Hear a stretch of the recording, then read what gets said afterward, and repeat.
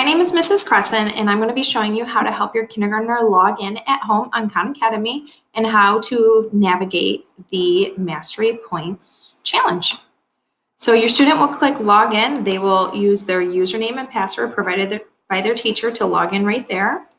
I'm going to log in with Google. Let me pause that quick. Oh, I'm in. Okay, so you're going to go to courses and then kindergarten. So you'll get a quick snapshot to see every time you log in what percentile of their Mastery Points Challenge they've completed so far. So I've completed 96%. But obviously when you first log in, it's going to say 0 to a smaller percentile. So when I click it, here is the Mastery Points program that we are going to want to work out of. Your student will need to acquire 2,900 points in this program. But don't worry, we're breaking it into smaller chunks. And the math curriculum for kindergarten is broken down into 3 categories: counting and place value, addition and subtraction, measurement, and geometry. And you can see for counting and place value, we would like them to earn 13 out of 1,300 mastery points here. And then they have a nice little measurement here for a quick snapshot of how far your student is progressing. So here's when you click into it, what it looks like. So then it's breaking it down into even smaller chunks. And then there's a little barometer here on the side to see how your student is doing with that. So they could go down one by one and take each one of these. They're usually anywhere from 4 to 7 questions. For each of these should take about 5 to 10 minutes. Or you can see right here, it says I need to get 5 out of 7 questions correct to level up. And students really like that. They like knowing they can get 1 or 2 wrong and still be able to move up in their progress. Or if your student feels like they have covered all of these concepts above, they can come down and take the quiz, which is a combination of all those skills together, where right here, they would just be working on counting 2 objects in twos. So this will cover all the skills above, or you can get more practice just in this one skill. Again, there's videos over here associated with these too. If your student is struggling, they can watch a video. You can watch a video together so you know how teachers may explain how to think about it. And again, quiz 2 down here will cover the topics above together. And then the unit test will actually cover all of the skills above. So if you think your student is doing well in all those categories, they don't need to go in and practice each individual one. They could come down and do their unit test, which could help them level up faster and gain points faster. So which field has more ponies?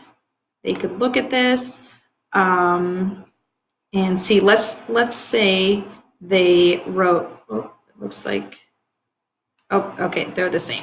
But let's say we thought it was this, just so we can see what happens. So if they get it wrong, what's nice is what pops up is they can watch a video, even though the videos were back there, but you can say to your child if they got it wrong, okay, well, that didn't make sense. Let's watch this video together and let's talk about it. So then they could skip, or once they answer it correctly, move on to the next question. So this gives you an idea of the style questions. If your child is a struggling reader and you are not able to sit down with them to read, there are text reader features. Your teacher will be sending you an additional video showing you how to add this into your Chrome web extensions, and it's free, and it will read anything students highlight to them. So that will be coming in a separate video. However, I have a first grader at home. He's the student who went through 96% of kindergarten, and he is always so excited to do this at home. And really, all we do at home, we pick either a quiz to do, or we choose one category. So now, even though he's in first grade, he's finished his first grade Mastery Points Challenge. We're working in second grade. But now that it's getting much harder for him, we choose one of these to do at night and talk about it and work through it. and that's it. And it really takes us no longer than 10 minutes, and it keeps our math talk positive. It keeps him learning and growing. And we don't do it every night. Again, just a few nights during the week. And for kindergarten, your teachers are looking for you to do 3 of these a week, which equates to about 300 points growth each week is what we're looking to see, which if you stay on track with that, then by the end of, so again, they want you to just go up, do one of these, one of these, one of these, 3, just 300 points for the week. That is their goal. If they go above that, awesome, great. They finish the whole thing in a day, that's awesome. But we want to keep it manageable. We don't want students to be overwhelmed by the amount of time. We want to respect family time at home and time spent on technology. So all those things come into our consideration in recommending that students our goal of growing 300 points a week. Again, the unit test, you could collect that, all of those points within 2 unit tests. So let me go back to the home screen